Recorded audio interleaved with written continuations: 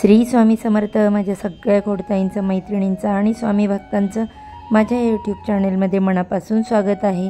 आजचा दिवस तुम्हाला सुखाचा, समाधानाचा, आनंदाचा आणि भरभराटीचा जाओ हीच महाराजांच्या चरणी प्रार्थना करते आणि आपल्या आजच्या नवीन व्हिडिओला सुरुवात करते। आपल्या हिंदू धर्मामध्ये सर्व 12 महिने विशेष असतात। सर्व महिने कोणत्या ना कोणत्या देवतेला समर्पित असतात। मार्गशीर्ष महिना हा व्रत वैकल्पासाठी खास असतो, कारण या महिन्यातील मार्गशीर्ष व्रत सुख समृद्धीकारक ठरतात। मार्गशीर्ष महिन्यातील पौर्णिमा, मार्गशीर्ष गुरुवार, दत्त जयंती या व्रताने सण उत्सव यामुळे हा महिना सर्वांच्या चेहऱ्यावरती आनंद आणणारा असतो। मार्गशीर्ष गुरुवारी लक्ष्मी मातेची पूजा करून बऱ्याच स्त्रिया या दिवशी उपवास ठेवत असतात। लक्ष्मी मातेची पूजा करून कथेचे पठण करून शेवटच्या गुरुवारी उद्यापन करतात। तर हे व्रत केल्याने मनातील इच्छा पूर्ण होतात, घरामध्ये सुख, शांती, समृद्धी नांदते।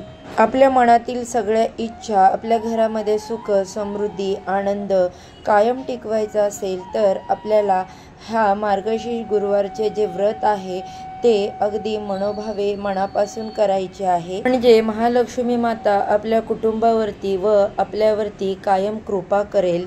यावर्षी मार्गशीर्ष महिना कधी सुरू होत आहे, मार्गशीर्ष महिन्यातील किती गुरुवार आहेत, उद्यापन कधी करायचं आहे, व्रताचे नियम काय आहेत, हे व्रत कोणी करावे, प्रथमच हे व्रत करत असाल तर हे व्रत कधी करायचं, उपवास धरत असाल तर तो कसा करायचा, याबद्दलची सर्व माहिती आपण या आजच्या व्हिडिओमध्ये माहिती करून घेणार आहोत। तत्पूर्वी माझ्या चॅनलवरती जर पहिल्यांदा नवीन आला असाल तर व्हिडिओला लाईक करा, चॅनलला सबस्क्राईब करा आणि असेच नवनवीन माहितीपूर्ण व्हिडिओ पाहण्यासाठी बेल आयकॉनला देखील क्लिक करा, ज्यामुळे मी जेव्हा पण माझ्या चॅनलवरती नवीन व्हिडिओज अपलोड करेल त्याचे नोटिफिकेशन सर्वात आधी तुम्हाला मिळेल आणि तुम्ही एक पण व्हिडिओ मिस करणार नाही। तर यावर्षी कार्तिक अमावस्या 30 नोव्हेंबर 2024 रोजी सकाळी 10:24 सुरू होणार आहे। ती 1 डिसेंबर 2024 रोजी सकाळी 11:51 समाप्त होणार आहे आणि त्यानंतर 2 डिसेंबर रोजी मार्गशीर्ष महिन्याची सुरुवात होणार आहे। 2 डिसेंबर 2024 ते 30 डिसेंबर 2024 पर्यंत मार्गशीर्ष महिना असणार आहे। तर हा मार्गशीर्ष महिन्याचा कालावधी असणार आहे। तर यंदा मार्गशीर्ष महिन्यामध्ये 4 गुरुवार आलेले आहेत। प्रत्येक वर्षी गुरुवाराची संख्या ही वेगवेगळी असते, कधी 5 गुरुवार येतात तर कधी 4 गुरुवार येतात। तर यावर्षी मार्गशीर्ष महिन्यामध्ये 4 गुरुवार आलेले आहेत। पहिला गुरुवार हा 5 डिसेंबर 2024 रोजी असणार आहे। दुसरा गुरुवार 12 डिसेंबर 2024 रोजी असणार आहे। तिसरा गुरुवार 19 डिसेंबर 2024 रोजी असणार आहे। तर चौथा गुरुवार 26 डिसेंबर 2024 या दिवशी असणार। शास्त्रीय व्रतांपैकीच मार्गशीर्ष गुरुवार हे लक्ष्मी व्रत असून या व्रताचे देवता नारायणासोबत लक्ष्मी आहे। तर या व्रताचे काही नियम समजून घ्या। या व्रताची सुरुवात मार्गशीर्ष महिन्यातील पहिल्या गुरुवारी करावी आणि उद्यापन हे शेवटच्या गुरुवारी आपल्याला करायचं आहे।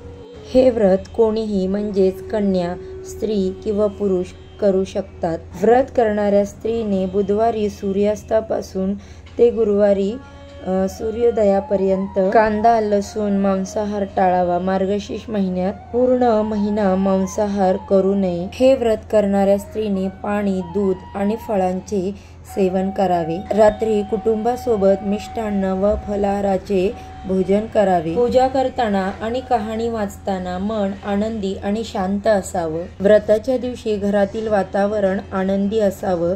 व्रत करण्यास असमर्थ असल्यास घरातील इतर व्यक्तीकडून भक्तिभावाने मनोभावे तुम्ही पूजा करून घेऊ शकता, मात्र उपवास हा स्वतः करायचा आहे।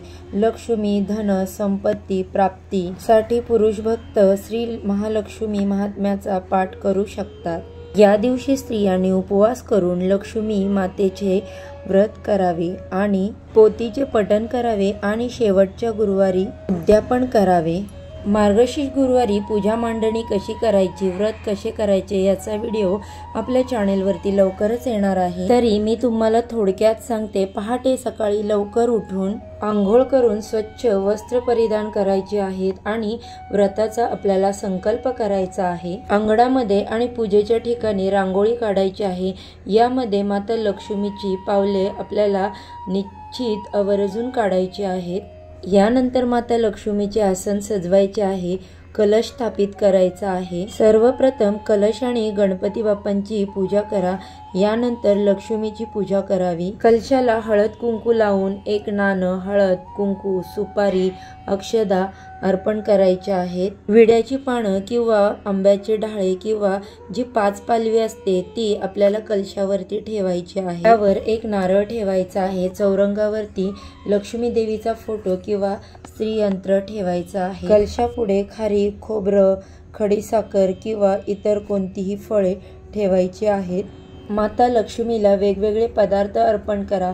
असे मानले जाते की मार्गशीर्ष महिन्यातील प्रत्येक गुरुवारी वेगवेगळे पदार्थ अर्पण केल्याने देवी लक्ष्मीची कृपा प्राप्त होते। संध्याकाळी पुन्हा माता लक्ष्मीची पूजा करायची आहे आणि दिवा लावायचा आहे। घराबाहेर आणि अंगणामध्ये आपल्याला दिवा ठेवायचा आहे। पूजेनंतर प्रसाद वाटून घ्यायचा आहे।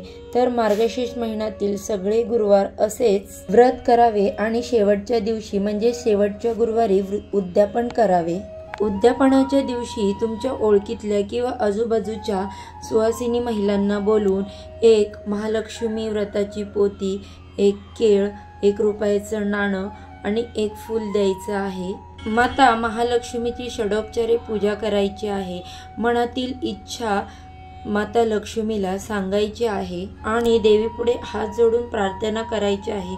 पुन्हा संध्याकाळी देवीला दिवा लावून देवीची पूजा आरती करायची आहे। त्यानंतर माता लक्ष्मीला जोही आपण काही घरामध्ये नैवेद्य केलेला आहे तो दाखवावा। गाईला नैवेद्य काढावा। नंतर कुटुंबासह आनंदाने भोजन करावे। दुसऱ्या दिवशी कलशातील पाणी घरामध्ये शिंपडावे आणि राहिलेलं पाणी तुम्ही तुळशीच्या झाडाला देखील घालू शकता।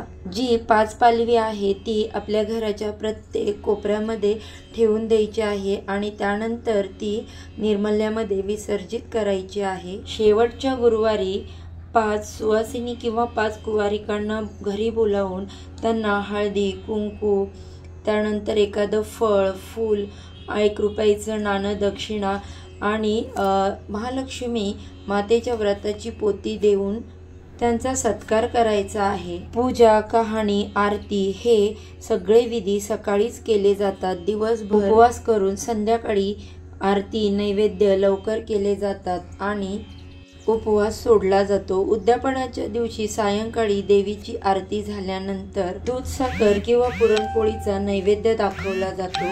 केलेल्या पूजेमध्ये काही उणीव राहिली असेल किंवा चुका झाल्या असतील तर क्षमा मागायची आहे। केलेली सेवा गोड मानून घे अशी देवीला प्रार्थना करायची आहे। देवीला आमच्यावरती कृपादृष्टी ठेवून पुढच्या वर्षी परत ये असं सांगून कलश जागेवरून हलवून घ्यायचा आहे। शिस्तबद्धपणे पूजा आवरून घ्यायची आहे आणि देवीला निरोप द्यायचा आहे। देवीला निरोप देताना अष्टलक्ष्मी स्तोत्र म्हणायचं आहे।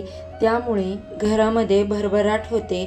महालक्ष्मी व्रतामध्ये ही एक महत्त्वाची गोष्ट आहे। महालक्ष्मी व्रत कथेचं वाचन करायचं आहे। या व्रत कथेमागे श्रद्धेचा भाग असतो। याचप्रमाणे उपवासात अनेक व्रत वैकल्प पूर्ण केले जातात। या कथेमधून अनेक गोष्टी सूचित केल्या जातात। यामागील महत्त्वाची गोष्ट म्हणजे कोणत्याही गोष्टीचा गर्व करू नये। संपत्ती, सत्ता यामुळे गर्व वाढत जातो आणि गर्वामुळे उन्मत्त झालेली व्यक्ती कशी चुकीच्या मार्गावरती जाते हे या पोथीमध्ये सांगण्यात आलेले आहे। हे व्रत समाधान, शांती, ऐश्वर्य मिळावे तसेच श्री महालक्ष्मीची कृपा राहावी, सदैव अखंड लक्ष्मी घरात नांदावी म्हणून करायचे आहे।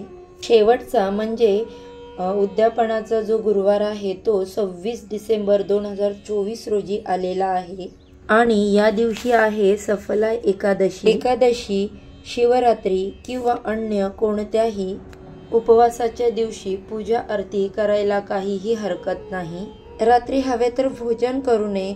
उपवास असल्याकारणाने तुम्ही एकादशी आणि हा उपवास तुम्ही 27 तारखेला सकाळी सोडला तरी देखील चालेल. मार्गशीर्ष महिना हे विष्णूंचं स्वरूप मानलं जातं आणि विष्णूंची पूजा महालक्ष्मी शिवाय होत नाही, म्हणून मार्गशीर्ष महिन्याला खूप महत्त्व आहे. या महिन्यामध्ये प्रत्येक गुरुवारी महालक्ष्मी सोबत भगवान श्रीहरी विष्णू यांची देखील पूजा केली जाते. हे व्रत केल्यामुळे आपल्या घरामध्ये सुख, शांती, समृद्धी आणि लक्ष्मीची कृपा अखंड राहते. कसा वाटला आजचा व्हिडिओ आणि ही माहिती मला नक्की कमेंटमध्ये सांगा.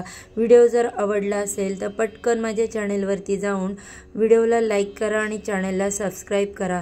चला तर आजची झालेली सेवा स्वामी महाराजांच्या आणि महालक्ष्मीच्या चरणी अर्पण करते आणि आजच्या व्हिडिओचा इथेच एंड करते. उद्या अशा छानशा व्हिडिओसोबत पुन्हा नव्याने भेटूया. सर्वांना श्री स्वामी समर्थ.